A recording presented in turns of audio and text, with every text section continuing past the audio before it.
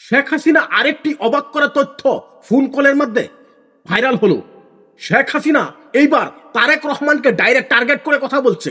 তারেক রহমান সম্পর্কে তিনি বলছে তারেক রহমান নাকি মানুষকে মিসইউজ করে, মানুষের দৃষ্টিকে ব্ল্যাকমেল করে, মানুষের ইমোশনালকে ব্ল্যাকমেল করে তিনি সরকার করেছে।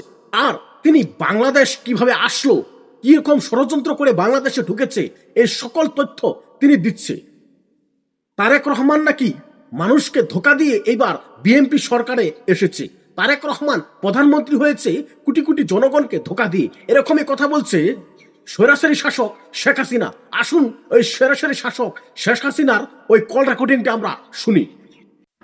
হয়তো একটা গভর্নমেন্টের একটা মানুষ পরিবর্তন হয়ে গেছে, কিন্তু বাকি দেখা যাচ্ছে যে ওই একই চরিত্র, একই ধরনের টর্চার। নইলে এই ফেব্রুয়ারি মাসে 2026 ইলেকশন হয়েছে, আগে ছিল বৈধ সরকার, এখন তো ভোট চোরের সরকার। আর ভোট চোরের সরকার ভোট চুরি করে আসতে, কারণ তারা জানে যে আওয়ামী লীগ ইলেকশন করলে তারা আসতে পারতো না। তার কারণে আওয়ামী লীগের উপর অত্যাচারও থামছে না, তার মাথাও থামছে না। আমাদের থামতে হবে এবং এর বিচার হবে। খালেদা জিয়া বলছে আমি শেখ হাসিনা কোনোদিন প্রধানমন্ত্রী দূরের কথা, বিরোধী নেতাও হতে পারবে না। এরপরই তো গ্রেনেড হামলা, আমার উপরে আমার যে সিকিউরিটি ছিল সব প্রত্যাহার করে নিল সরকার পক্ষ থেকে। 2003 সালে সেই সিকিউরিটি প্রত্যাহার করলো, প্রত্যাহার করে নিয়ে মানে আমাকে যাতে খুব সহজে মারতে পারে। গ্রেনেড হামলা প্রকাশ্য দিবালোকে, সেই হামলার ব্যাপারে পার্লামেন্টে আমাদের কথা বলতে দেয়নি। কথা বলতে গেলে খালেদা জিয়া তার অন্যান্য সদস্যরা, মন্ত্রী সব বললো কি আমি নাকি ভ্যানিটি ব্যাগে করে গ্রেনেড নিয়ে গেছি। তারপরে একটা ভাবতে পারেন, আমি নিজে যে গ্রেনেড নিয়ে ভ্যানিটি ব্যাগে নিয়ে আমি সুইসাইড করতে গেছিলাম। এই ধরনের কথাও তারা বলে।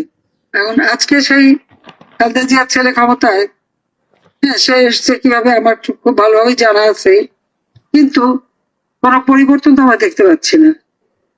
আওয়ামী লীগের উপরে নিষিদ্ধ করে গেছে। আওয়ামী লীগ কি অপরাধটা করে? আজকে এই অনুষ্ঠানে আমরা যাদের কথা শুনলাম, অত্যন্ত দুঃখজনক যে 2026 সালে এসেও একজনের উপর যে নির্যাতন, অত্যাচার, মিথ্যা মামলা, হয়রানি, এগুলি যেন থামছে না। কারাগারে ধরে নিয়ে গেছে, কারাগারে ঠিক মতো খাবার দেয়নি, চিকিৎসা করতে দেয়নি, বলে ইচ্ছাকৃত ভাবে চিকিৎসা না করে করে কারাগারের ভিতরে হত্যা করা। আর যখন একেবারে মুমূর্ষু অবস্থায় বা মৃত প্রায়, তখন তাদেরকে হাসপাতালে নিয়ে যাওয়া এবং বলে হাসপাতালে মারা গেছে। এই রকম ঘটনা আমাদের আওয়ামী লীগের প্রায় 150-র উপর নেতা কর্মীদেরকে নির্মমভাবে হত্যা করলো। বাংলাদেশে কোনো আইনের শাসনও নাই, কোনো বিচারও নাই। একটা নির্বাচনী প্রহসন হয়ে গেল, আওয়ামী লীগকে নির্বাচন করতে দেয় নাই। আমাদের নামে এত বদনাম করলো, দেশে আন্তর্জাতিক ভাবে এত ফ্যাসিস্ট বললো, এত কিছু বললো, তারপরেও জনগণ আমাদের পক্ষে। এই ভয়ে আওয়ামী লীগকে নিষিদ্ধ করে রেখে দিয়েছে মিথ্যা অপবাদ দিয়ে। 15 বছর 7 মাস আমরা একটানা ক্ষমতায় ছিলাম। বেআইনি ভাবে তো আমরা কাউকে গ্রেপ্তার করে ওইভাবে কারাগারে নির্যাতন করিনি, বা কারো গায়ে কোনো মানে ডান্ডা বেরি বা হ্যান্ডকাপ পরার কথা চিন্তাই আমরা করিনি। প্রত্যেক যে কজন জেলে ছিল, কি কারা ছিল, জঙ্গি কর্মকাণ্ডের সঙ্গে যারা জড়িত, সন্ত্রাসের সঙ্গে জড়িত, 21 আগস্ট গ্রেনেড হামলা, অথবা সেই 10টা অস্ত্র চোরা কারবারি মামলা, 500 জায়গায় বোমা হামলা মামলা, পলি আর্টিজেনে হামলা মামলা, খুনি, সন্ত্রাসী, জঙ্গি, তাদেরকে গ্রেপ্তার করা হয়েছে। ঠিক রাজনৈতিক কারণে এখন এই ডক্টর ইউনূস ক্ষমতা আসার পর এবং এরপরে আবার ফেব্রুয়ারি 12 তারিখ ইলেকশনের পরে বিএনপি এখন ক্ষমতায়, এদের অত্যাচার নির্যাতন কিন্তু একটু পরিবর্তন হয়নি। হয়তো একটা গভর্নমেন্টের একটা মানুষ পরিবর্তন হয়ে গেছে, কিন্তু বাকি দেখা যাচ্ছে যে ওই একই চরিত্র, একই ধরনের টর্চার। নইলে এই ফেব্রুয়ারি মাসে 2026 ইলেকশন হয়েছে, আগে ছিল বৈধ সরকার, এখন তো ভোট চোরের সরকার। আর ভোট চোরের সরকার ভোট চুরি করে আসতে, কারণ তারা জানে যে আওয়ামী লীগ ইলেকশন করলে তারা আসতে পারতো না। তার কারণে আওয়ামী লীগের উপর অত্যাচার থামছে না, তার মাথাও থামছে না। আমাদের এটা থামতে হবে এবং এর বিচার হবে। যারা, আমি জানি আপনারা যারা আপনজন হারিয়েছেন, আজকে এই রমজান মাস, সামনে ঈদ, স্বজন হারা বেদনা নিয়ে আপনাদের দিন কাটাতে হচ্ছে। ঘর নাই, বাড়ি নাই, কোথাও থাকবো আশ্রয় নেই, এরকম একটা অবস্থা। 6 বছর এই দিল্লিতে আমাদের থাকতে হয়েছিল, আমাদের দেশেও যেতে দেয়নি। 81 সালে যখন গেলাম, আমাকে তো বলতে আমার বাড়িতে ঢুকতেও দেয়নি জিয়াউর রহমান। রাস্তায় বসে আমার বাবা মার জন্য আমার মানে মোনাজাত করতে হয়, মিলাদ করতে হয়, এই অবস্থা ছিল। ধৈর্য ধরে আপনাদের সকলের সহায়তা, বাংলাদেশের মানুষের সহায়তা নিয়ে আল্লাহর রহমতে আমার বাবার হত্যাকারী যাদেরকে ইন্ডেমনিটি দেওয়া হয়েছিল বিচার হবে না, তাদের বিচার করেছে, যুদ্ধাপরাধীদের বিচার করেছে, দেশের উন্নতি করেছি।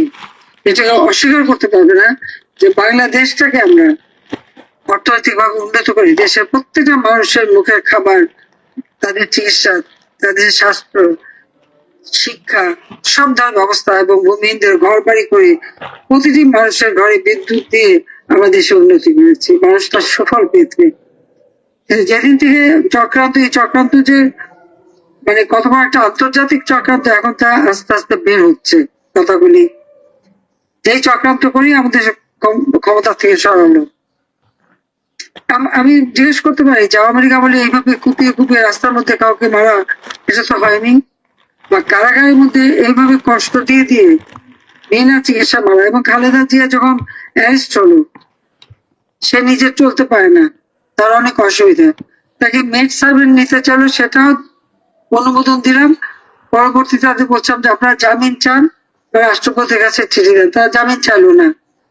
তখন খালেদা জিয়ার বড় বোন, বোনের জামাই এবং ভাই, ছোট ভাই শামীম ইস্কেদার আসলো আমার কাছে।